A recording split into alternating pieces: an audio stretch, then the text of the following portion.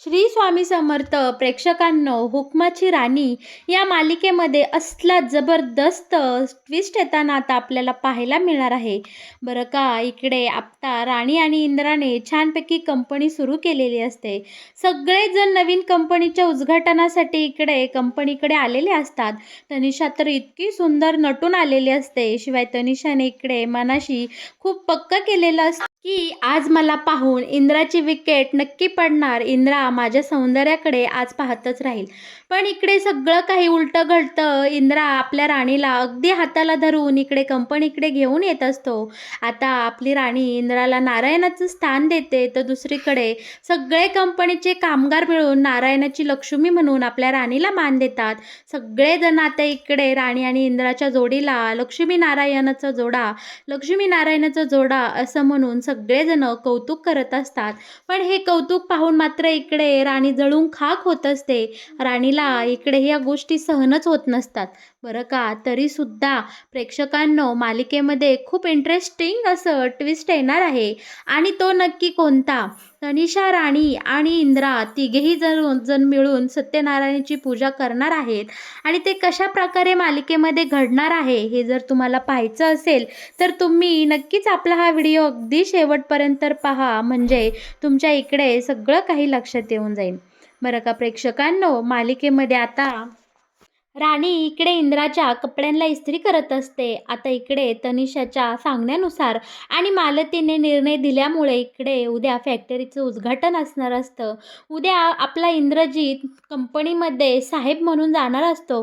आणि या गोष्टीचं इकडे राणीला खूप कौतुक वाटत असतं. राणीला वाटत असतं उद्या माझे इंद्रजीत सर अगदी मानाने आणि अभिमानाने आता कंपनीचे मालक म्हणून त्या कंपनीमध्ये उद्या एंट्री करणार आहे. हा माझ्यासाठी खूप आनंदाचा क्षण आहे. इकडे राणी मनातल्या मनात छानपैकी इंद्राविषयी गोड स्वप्न पाहत असते. आणि त्याच वेळी इकडे इंद्रा पाठीमागून येतो आणि राणीच्या पाठीवर छान अलवार इकडे त्याची बोटं फिरवताना आपल्याला पाहायला मिळणार आहे. आणि ह्या स्पर्शाने राणी अगदी आनंदून जाते. आणि ते जे काही भाव असतात ना, ते तिच्या चेहऱ्यावर अगदी लख्ख दिसू लागलेले असतात. आता इकडे राणी इंद्राला बोलते की सर, तुम्ही दिवसेंदिवस खूपच आगाऊ होत चालले आहात. तेव्हा इंद्रा बोलतो, काय आगाऊपणा केला आहे सांग तरी मला. बरं का, आता इकडे छानपैकी इंद्रा राणीच्या आयुष्यातले सुंदर प्रेमाचे क्षण दाखवले जातात. आणि त्यानंतर सुंदरपैकी सकाळ होते. राणी देवघरामध्ये छानपैकी देवाची पूजा करत असते. सकाळ सकाळ सुंदर फुलं वाहून तिने अगदी वातावरण घरातलं प्रसन्न केलेलं असतं. आता मालती इकडे आलेली असते आणि बोलते की अगं राणी, उरकली का नाही तुमचं? इंद्रा, अरे इंद्रा कुठे आहेस? चल बरं, उशीर होतोय आपल्याला. आता इकडे इंद्रा छानपैकी वरनं पायऱ्यांवरून तयार होऊन येताना आता आपल्याला दिसणार आहे. इंद्रा इतका गोड दिसत असतो ना की इकडे राणीच्या सगळ्या नजरा अगदी इंद्रावर खिळून राहिलेल्या असतात. राणी आज इंद्राचं रूप पाहून पुन्हा एकदा त्याच्या प्रेमात पडलेली आता आपल्याला इकडे पाहायला मिळणार आहे. दुसरीकडे आता आपली मालती इंद्राकडे पाहून बोलते की खरंच खूप गोड दिसतोय, पण आजच आपल्याला उद्घाटनाला जायचंय ना, त्यामुळे चला बरं आटपा पटापटा उरकून घ्या. आणि हो राणी, चल बरं पटकन इंद्राला ओवाळून घे, म्हणजे आपण पुढची कामं करायला तयार हो. आता राणी इकडे छानपैकी तिच्या नवऱ्याला सुंदर पंचारतीने ओवाळताना आता आपल्याला पाहायला मिळणार आहे. पण या सगळ्यामध्ये राणीचं तन मन धन अगदी इंद्रामध्ये गुंतून गेलेलं आपण पाहतो. कारण इंद्रा खरंच गोड दिसत असतो आणि राणी त्याच्या पुन्हा एकदा इकडे प्रेमात पडलेली असते. बरं का, मालती बोलते खरंच इंद्रा खूप गोड दिसतोय. बरं बास बरं, आता चला बाकीचं उरकून घ्या दोघेही. आता इंद्राने राणीला सांगितलं असतं की तू अगदी माझ्या कुर्त्याला मॅचिंग अशी साडी घाल. तेव्हा आता इकडे राणी मालतीला रिक्वेस्ट करत असते, मालती मॅडम, तुम्ही मला तुमची एखादी साडी देसाल का? तुमच्याकडे साडी आहे का? तेव्हा मालती बोलते, का मी साड्यांचं दुकान खोललं आहे का? तुला माझ्यासारखीच माझ्याकडून साडी हवी आहे? तेव्हा राणी जरा शांत होते, मालतीचा अंदाज घेते आणि इकडे मालती बोलते की अगं, पण तुला कशासाठी साडी हवी आहे?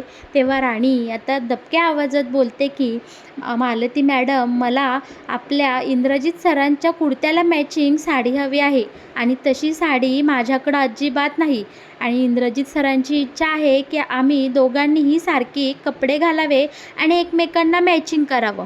बरं का आता इकडे राणीने आता मालतीकडे रिक्वेस्ट केलेली असते आणि राणी मालतीवर भलतीच खुश असल्यामुळे लगेच बोलते, चल बरं, माझ्याकडं भरपूर साड्या आहेत कपाटात. तुला हवी ती साडी घे आणि बिनधास्त घाल. माझं जे काही आहे ते तुझंच तर आहे. आता इकडे इतक्या गोड प्रेमाने आता आपली मालती राणीला तयार करण्यासाठी तिच्या खोलीमध्ये घेऊन जाते. खाली आबा, इंद्रजित आणि इकडे उर्मिला सगळेजण राणीची वाट पाहत असतात आणि आबा आवाजसुद्धा देतो, अगं मालती, चला लवकर, किती उशीर करता, 10 मिनटं होत आले आहेत तुमचे.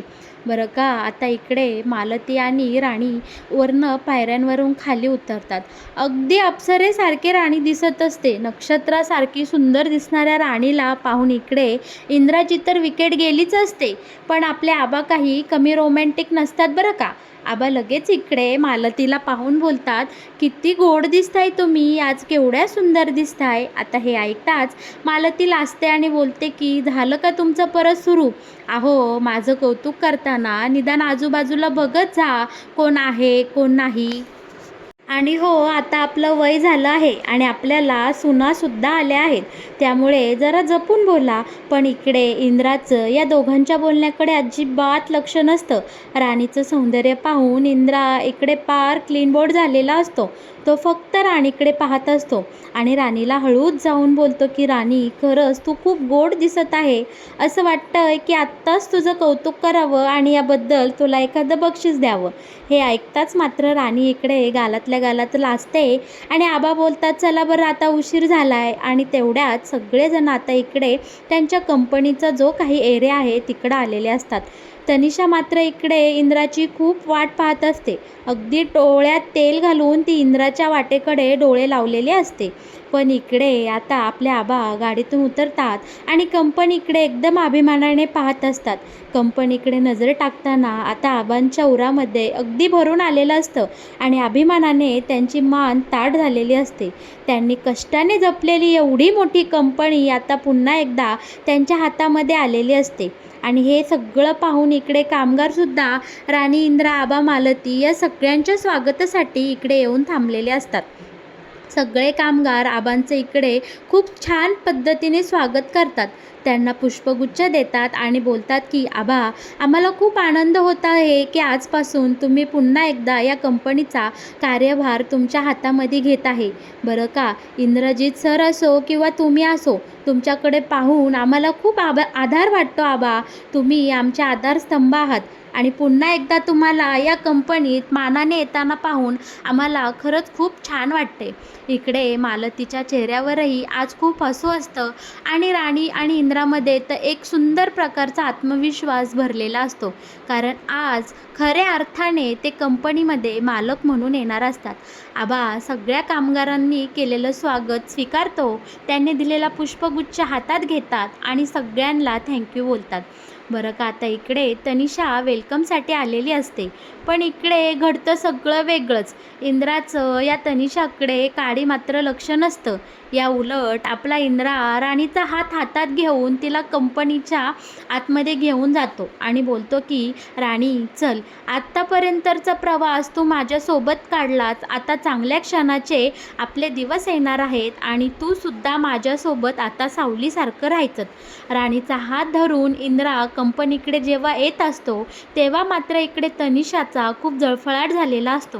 कारण इंद्राने तनिषा इतकी त्याच्यासाठी तयार झालेली असते, तिच्याकडे एक नजर वर करून सुद्धा पाहिलेलं नसतं. इकडे आपल्या इंद्राने या तनिषाला पूर्णपणे इग्नोर केलेला आपल्याला पाहायला मिळणार आहे. पण आता राणी आणि इंद्रा पुढे जातात, तनिषा मागे राहते आणि यांच्याकडे खूप अशी तिरस्काराच्या नजरेने पाहत असते. बरं का आता इंद्रा आपल्या कंपनीमध्ये एंट्री करणार येतोच राणी बोलते की थांबा बरं. आता सगळेजण शांत होतात. आता राणीने का बरं थांबवलं? तेव्हा आता राणी बोलू लागते की इंद्रजित सर, तुम्ही काही कमी नाही. मी जरी लक्ष्मी असले तुमच्या नजरेत, तरी माझ्या नजरेत तुम्ही नारायण आहात. नारायणासारखा तुम्ही संपूर्ण आपल्या घराचा भार खांद्यावर घेतात. सगळं काही तुमच्या जबाबदाऱ्या पूर्ण करतात. त्यामुळे आज कंपनीमध्ये तुम्ही पहिलं पाऊल टाकण्याआधी तुम्ही या कागदावर तुमच्या पायाचे ठसे उमटवायचे. इकडे राणीने छानपैकी कुंकवाचं पाणी करून ठेवलेलं असतं आणि आता आपला इंद्रा त्या पाण्यामध्ये त्याची दोन्ही पावलं बुडवून छानपैकी राणी आता इंद्राच्या पायाचे ठसे एका कागदावर घेते आणि त्याची फ्रेम बनवून राणी आता कंपनीत लावताना आपल्याला पाहायला मिळणार आहे. हे सगळं पाहून मालतीला आता राणीविषयी अजूनच आदर वाटू लागलेला असतो. राणीला पाहून मालती खूप खुश होते आणि बोलते की खरंच खूप गुणी आहे माझी सून. राणीसारखी सून मला मिळाली हे माझं भाग्यच. बरं का आता इकडे हा सगळा प्रकार पाहून आपली तनिषा मात्र जळून खाक झालेली असते. लगेच ती इंद्राची जिथे पावले राणीने लावलेली असतात, लगेच त्याच पाण्यामध्ये ही मूर्ख तनिषा तिचा हात बुडवते आणि ते हात आता ती इथे कंपनीमध्ये उमटवताना आपल्याला पाहायला मिळणार आहे. आणि बोलते की तुम्ही कितीही प्रयत्न केला राणी, तू कितीही पुढे पुढे केलं तरी इंद्रा फक्त माझा आहे आणि त्याला मी मिळवल्याशिवाय राहणारच नाही. एक ना एक दिवस इंद्रा फक्त माझा होणार आहे. बरं का आता इकडे वेळ आलेली असते सत्यनारायणाच्या पूजेची. आता मालती पुढे होते आणि राणीला बोलते की चला इंद्रा आणि राणी, तुम्ही दोघेही जण सत्यनारायणाची पूजा करून घ्या बरं. बरं का आता इकडे ही मूर्ख राणी, आता मी राणीला मूर्खच म्हणणार आहे, मूर्ख बावळट राणी इकडे सगळ्यांसमोर बोलते की आज पूजेसाठी इंद्रजित सर आणि तनिषा मॅडम बसतील, कारण हा मान त्यांचा आहे.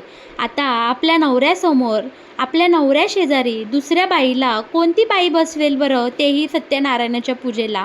इकडे ही गोष्ट मात्र आता मालतीला पटलेली नसते. मालती वारंवार बोलत असते की नाही अगं राणी, पूजेला फक्त जोडपं बसतं, असं कुणीही बसत नाही. तेव्हा आता इकडे आपली राणी पुढारपणा करत सगळ्यांना समजावते की नाही अहो मालती मॅडम, आजचा मान हा तनिषा मॅडमचा आहे. प्लीज माझ्या शब्दाखातर, माझ्या इच्छेखातर तुम्ही तनिषा मॅडम आणि इंद्रजित सरांना ही सत्यनारायणाची पूजा करू द्यात. दुसरीकडे मात्र मनाविरुद्ध इंद्रा या सत्यनारायणाच्या पूजेला बसतो खरं, पण त्याचं पूर्णपणे लक्ष फक्त राणीकडे लागून राहिलेलं असतं.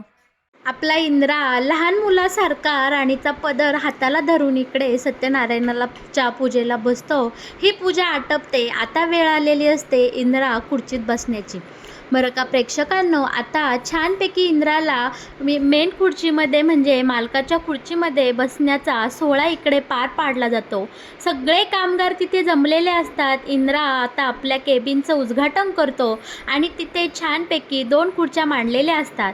खरं तर हे डोकं तनिषाचं असतं, एक खुर्ची इंद्रासाठी आणि एक खुर्ची तनिषासाठी. असं इथे केबिन सजवलेलं असतं. सगळे कामगार तिथे हजर असतात, शिवाय घरातले सगळे थोरे मोठे तिथे जमलेले असतात. बरं का आता इकडे पहिलं तर इंद्राला छानपैकी खुर्चीवर बसवलं जातं आणि त्यानंतर वेळ येते तनिषा खुर्चीवर बसण्याची. पण आता सगळे कामगार इकडे मोठमोठ्याने बोलू लागतात आणि म्हणू लागतात की इंद्रजित सर, तुम्ही आमच्यासाठी नारायण आहात, तर तुमच्या शेजारी नक्कीच लक्ष्मीला बसण्याचाच अधिकार आहे आणि आपल्या कंपनीची आपली खरी लक्ष्मी आपली राणी आहे. त्यामुळे आमच्या आग्रहाखातर प्लीज राणी मॅडमला तुम्ही तुमच्या शेजारी बसवा. आम्हाला तुमच्यासोबत छानपैकी इकडे फोटो काढायचा आहे. बरं का आता कायद्यानुसार आणि इकडे सगळे जे काही डॉक्युमेंट आहे त्यानुसार ही तनिषा खरी कंपनीची मालकीण असते. पण इकडे सगळ्यांच्या आग्रहाखातर, कामगारांच्या आग्रहाखातर इकडे आता खऱ्या अर्थाने इंद्रासोबत मालकिनीचा हक्काने इकडे राणी बसते आणि तनिषा मात्र हे सगळं पाहून इकडे पुन्हा एकदा जळून खाक होताना आपल्याला पाहायला मिळणार आहे. तनिषाच्या नाकावर टिचून इकडे राणी या कंपनीची मालकीण झालेली असते आणि तनिषा मात्र इकडे सर्वसामान्य सगळ्यांमध्ये उभी राहिलेली असते आणि राणी इंद्रासाठी तिच्या मनात नसतानासुद्धा तिला इकडे सगळ्यांच्या आग्रहाखातर सगळ्यांसमोर तिची इमेज चांगली ठेवण्यासाठी आता तनिषाही तिच्या मनाविरुद्ध राणी आणि इंद्रासाठी जोरदार टाळ्या वाजवते. आणि इथे खरं तर खऱ्या अर्थाने आनंदाला उधाण आलेलं असतं. कंपनीच्या या मुख्य खुर्च्यांवर राणी आणि इंद्रा विराजमान झालेले असतात. सगळीकडे आनंदाचं वातावरण असतं. आबा आणि मालतीलाही खूप आनंद झालेला असतो.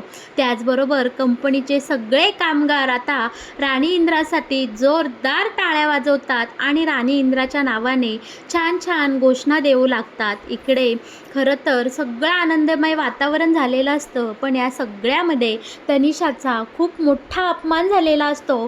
तनिषा खूप अपमानित झालेली असते. तनिषा आता मनाशी पक्क करते की ठीक आहे, आजचा दिवस राणी तुझा होता, पण इथून पुढे येणारा प्रत्येक दिवस माझा असणार आहे आणि माझ्यासोबत इंद्राचा असणार आहे. इथून पुढे कंपनीत काम करताना मी आणि इंद्रा कायमच सोबत असणार आहोत आणि राणी तुझी सावलीसुद्धा मी इंद्रावर पडून देणार नाही. तर मग प्रेक्षकांनो, कसा वाटला तुम्हाला हुकमाची राणी या मालिकेत येणारा हा नवीन ट्विस्ट? या मालिकेचे असेच नवनवीन अपडेट जर तुम्हाला सगळ्यात आधी जाणून घ्यायचे असतील तर तुम्ही आपल्या या चॅनलला नक्की सबस्क्राईब करा आणि आपल्या व्हिडिओला लाईक केल्याशिवाय अजिबात कुठे जाऊ नका. धन्यवाद.